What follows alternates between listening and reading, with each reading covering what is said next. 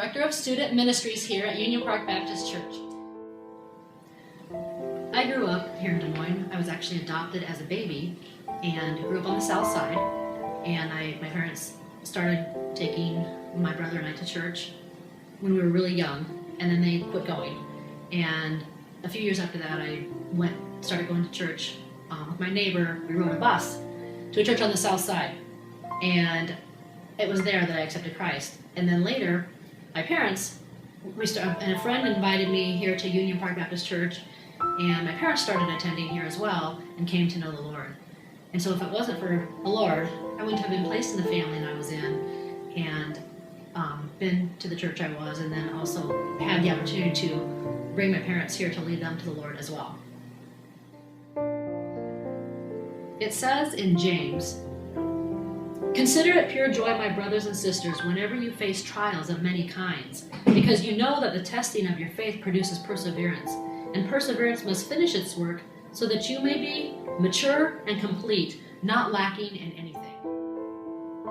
I think the thing that jumps out to me about that verse is the fact that we are to become mature and complete and not lacking in anything.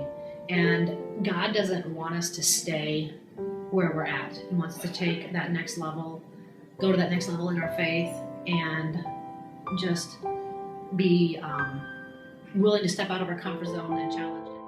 Because He doesn't want us to stay where we're at and stay mediocre, He gives us lots of opportunities to step outside our comfort zone. And an example of that would be on a mission trip where I feel like I am just not ready and I have no idea how things are going to go, and God just comes through. He shows up, He's there, just equipping me and enabling me. I think it's very humbling, because when I feel ill-equipped, I tend to try and accomplish things on my own, and that never works, and my way is not better than God's way.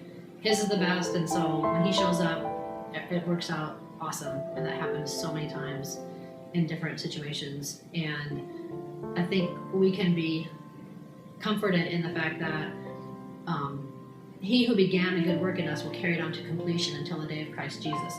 So we're a work in progress, and that's good to know, because I'm far from perfect, and I like that God's helping me along the way and is there for me. God prepares you every step of the way, and so sometimes we're frustrated with where we're at and want to be at point B or point D, and we're at point A, and to get there is a process that we don't necessarily want to go through, and we sometimes don't even know what God's going to take us through to get us there. But that patience and perseverance pays off, because as you experience each step of the way, that's a preparation for where He wants you to be in the end.